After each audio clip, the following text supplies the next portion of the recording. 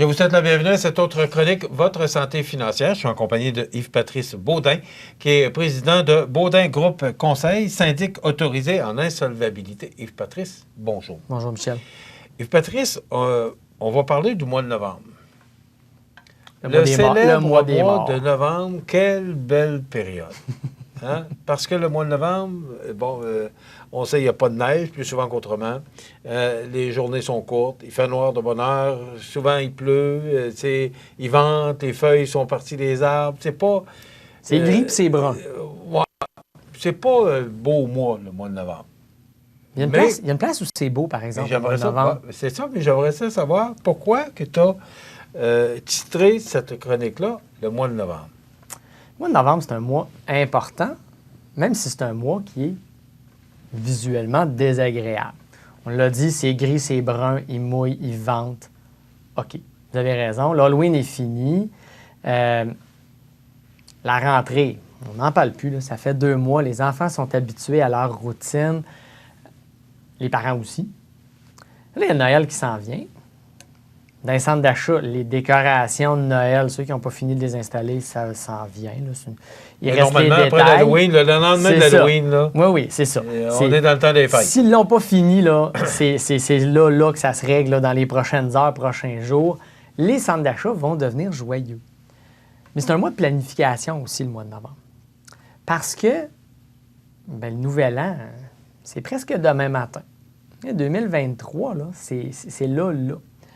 Noël, c'est là. On invite qui? On cuisine quoi? On a tout ce qu'il nous faut comme nourriture? Parce que si vous allez acheter votre dinde le 16 décembre, je vous promets, vous allez la payer trop cher. Puis elle risque d'être plus petite que ce que vous avez de besoin. Fait qu'à un moment donné, il y a de la planification à faire pour ça. Donc, c'est un mois où on doit se recentrer personnellement. En famille, on doit se recentrer aussi.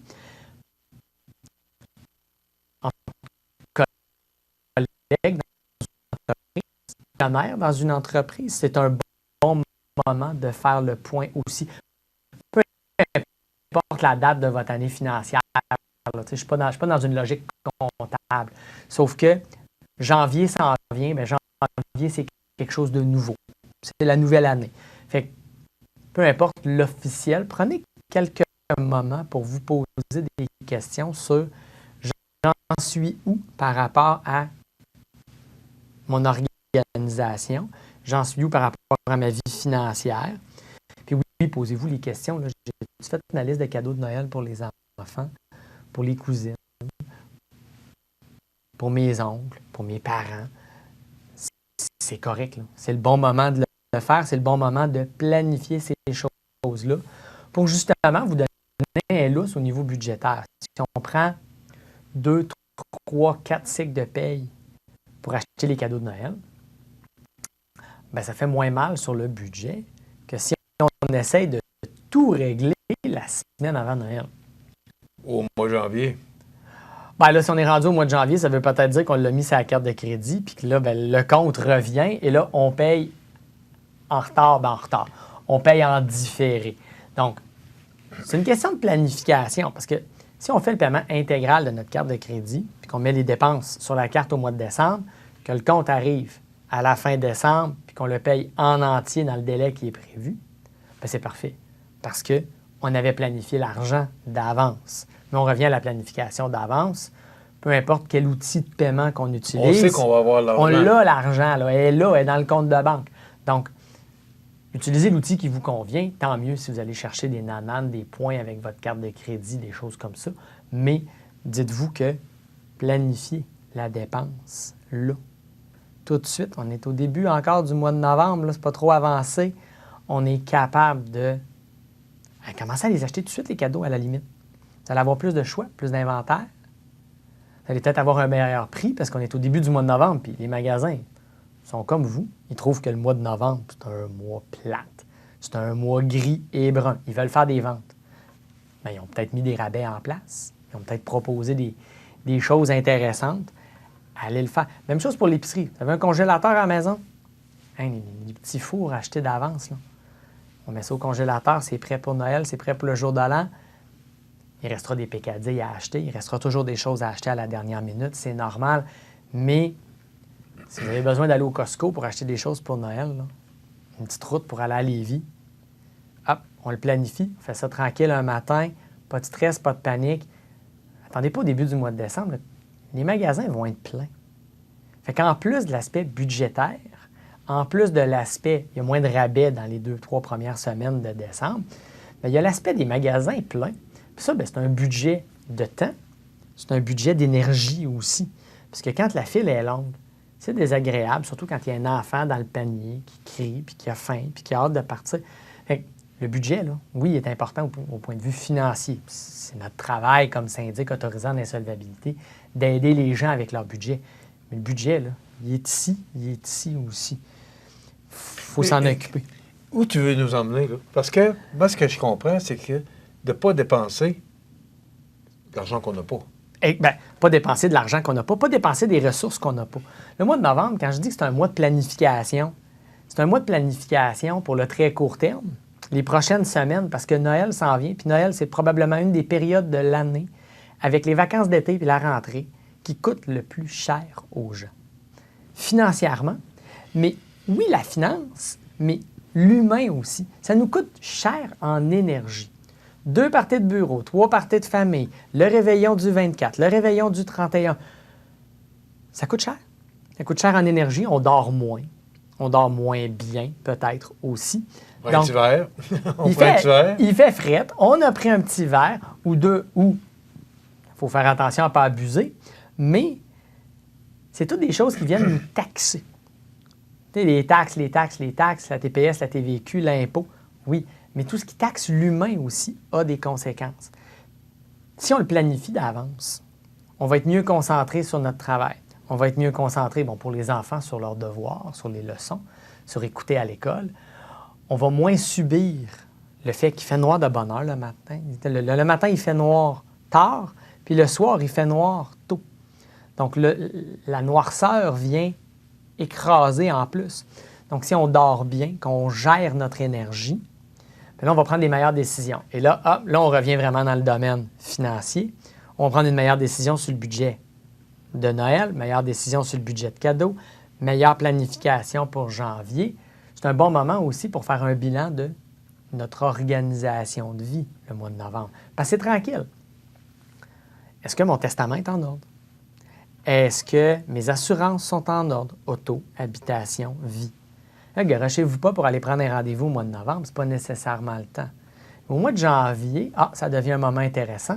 On va planifier la contribution au REER en même temps. Chronique au mois d'octobre, je parlais de richesse. La richesse, je parlais de régler ses dettes, faire une proposition, une faillite pour éliminer ses dettes, venir à bout d'un problème. Puis là, on est rendu au mois de novembre, il faut planifier pour le début de l'année, mais les 60 premiers jours du mois de janvier, on est par là n'importe quel conseiller en placement. Il va vous dire, c'est la saison des REER. Bon, est-ce que je peux planifier mon épargne? Donc, petit train va loin, la planification. C'est des choses qu'on peut réfléchir et mettre en place au mois de novembre. Comme ça, on arrive dans la nouvelle année, on a un plan. On a une stratégie, on est bien budgété. On est bien budgété dans notre argent, ce qui rentre, ce qui sort, on est bien budgété dans notre énergie, le sommeil, les visites, on est bien budgété dans notre organisation. Est-ce que mes papiers sont en ordre? Est-ce que j'ai une ambition professionnelle qui va nécessiter que je pose un geste? J'ai-tu une entrevue au mois de janvier pour une promotion? Fait que c'est toutes des choses auxquelles on peut réfléchir au mois de novembre. J'ai-tu envie de changer de job? J'ai-tu envie de tout plaquer là? Aller me démarrer une entreprise? Bien, ça peut être une idée, mais il faut le planifier. Est-ce que planification signifie aussi prévention? Nécessairement. Nécessairement. Prenons la chose la plus simple au monde, allez faire l'épicerie. Si vous arrivez à l'épicerie un vendredi après-midi, 5 heures, que vous avez faim, les enfants sont à la maison, il n'y a pas de problème. Là, OK? Mais vous arrivez à la maison, on a faim, l'épicerie va coûter plus cher. Si en plus de ça, vous n'avez pas de liste avec vous, l'épicerie va coûter encore plus cher. L'inflation a fait son œuvre dans la dernière année. Tout coûte plus cher à l'épicerie aussi. Donc, si ça coûte plus cher et qu'en plus de ça, on a faim puis qu'on n'a pas de liste, l'épicerie qui devrait coûter 125$, elle va coûter 175$. Mais là, ça, c'est 50$ qu'on n'a pas budgété. Si on arrive, qu'on a une liste, puis qu'on va faire l'épicerie le samedi matin après le déjeuner. Il n'y a pas trop de monde à l'épicerie encore, mais là, on a une liste. On le sait, on n'est pas obligé d'avoir tout surplanifié les repas de la semaine, mais avoir une idée de, bon, va-tu manger du poulet cette semaine? On va manger un steak, puis on va manger, je ne sais pas, on va se faire une grosse salade César. J'invente n'importe quoi, là. Un petit menu facile. On a déjà 3 repas principaux de décider. On a besoin de quoi faire des sandwichs pour les lunchs. On est capable de se faire une liste. Il y a quand même de la place pour un peu de flexibilité, un peu de créativité, un peu de spontanéité, parce que c'est bien dans la vie, surtout dans un mois gris et plate comme le mois de novembre. Mais on a de la planif qui est faite. Quand on planifie, on dépense moins, du moins moins que ce qu'on dépenserait si on n'avait pas prévu. Oui, c'est ça que je voulais te parler. Parce qu'il y a des imprévus aussi, là. Oui. Tu sais, planifier, c'est facile de planifier parce qu'on a beaucoup d'informations. Mais il y a des imprévus. Je sais pas, mais quelque chose qui brise dans la maison. On est en plein hiver ou l'hiver se prépare. Bris dans la maison. Tout ce qui est bris. L'auto peut briser. Ben, les véhicules, je trouve ça un petit peu particulier. Parce que, bon, bris dans la maison, il y a un problème de tuyauterie qui pète. Ben, là, on a des assurances qui sont là pour nous couvrir. On a une certaine planification. Quand on est propriétaire d'une maison, ben, c'est certain qu'il faut budgéter à la base, quand on achète une maison, un certain pourcentage de la valeur de la maison pour l'entretien régulier et l'entretien imprévu, pour justement combler ce que les assurances ne paieront pas, il y a la franchise, mais aussi pour être capable de faire des petites améliorations sur la maison. Mais ça se budgète quand même. Les véhicules, les gens disent « Ah, mais là, mon auto a brisé. OK, je peux promettre quelque chose ici à tout le monde. » Pas une promesse de politicien, là. Votre radiateur de votre véhicule va lâcher un jour. En tout cas, si vous avez un moteur à essence, si vous avez un moteur électrique, c'est une mécanique différente, puis je ne suis pas spécialiste. Si vous avez un moteur à essence, vous avez un radiateur en avant. Je vous promets qu'un jour, il va péter. Je vous le promets. Il va péter pendant que vous êtes propriétaire du véhicule, je ne le sais pas. Mais il va péter. L'idée, c'est de planifier d'avance l'entretien d'un véhicule sur une période longue, puis de mettre l'argent de côté. On le sait que ça va péter. Bon, on sait que les freins vont être dus. On freine. Donc, il va falloir les changer. Changer les plaquettes, changer les disques, changer ce qu'il y a à changer là-dedans. Le changement d'huile revient à toutes les 3, 4, 6 mois. Ça dépend des véhicules, ça dépend de la conduite qu'on fait, mais c'est une dépense récurrente. Donc, les dépenses de pneus, changer les pneus, c'est le temps, là. C'est la saison, on est en novembre. Mettez vos pneus d'hiver. Attendez pas la dernière semaine. Ça va vous créer un stress de temps. Il va neiger. Il va neiger, je vous le promets. Il va neiger. Puis ça, c'est pas un imprévu, là. OK? Puis, il a neigé ce matin. Oui, mais on le savait qu'il allait neiger. C'était-tu aujourd'hui ou dans 2 jours? Rendu là, c'est pas grave. Mais il va neiger. Arrangez-vous pour avoir vos pneus d'avance. Là, on est dans le budget de temps. On est dans le budget de logistique. Parce que si la tempête qui tombe est un petit peu plus sévère, si vous avez vos pneus d'été, vous sortez pas de chez vous. Restez à la maison. Attendez qu'elle fonde ou qu'il l'enlève. Puis après ça, allez tout de suite au garage faire changer vos pneus. Si vous avez besoin de changer vos pneus, bien, attendez pas à la dernière minute parce qu'ils n'auront peut-être pas la sorte que vous voulez. Donc, le budget... Et le prix. Et le prix aussi. Mais prenez votre rendez-vous là, c'est le temps. On est au début du mois de novembre. Prenez le rendez-vous et puis, ça va être fait. Mais c'est une dépense qui se planifie. Ça coûte quelques dizaines, une centaine de dollars faire changer les pneus, l'entreposage des pneus. On le sait qu'elle va venir 2 fois par année, cette dépense-là. Automne, printemps. Planifiez. Planifiez votre budget, planifiez votre temps, puis planifiez votre énergie. C'est 3 budgets. Puis ça ne prend pas des heures et des heures à faire non, ça. Puis ça ne prend pas de maîtrise en comptabilité non plus. Une colonne qui rentre, une colonne qui sort, un horaire pour les visites, puis une liste d'épicerie. Normalement, là, vous allez être correct pour vous rendre en janvier. Puis vous ne vous créerez pas de problème. Puis si j'ai des difficultés, à un moment donné, au travers de ça, sur l'aspect financier et budgétaire, vous pouvez consulter un syndic autorisant l'insolvabilité. On est là pour répondre à bien des questions. Toujours intéressant. Puis il faut penser qu'il y a des imprévus. On ne peut pas passer à côté. Ça aussi, on le promet qu'il va y avoir des imprévus. Moi, je trouve ça drôle, ta formule. On le promet, il va y avoir des imprévus. Parce qu'on ne peut pas... C'est comme la neige, on c'est n'a pas de certain boule de qu'elle s'en cristal. vient. Yves Patrice, c'est toujours intéressant. Yves Patrice Baudin, du groupe Baudin Groupe Conseil, syndic autorisé en insolvabilité.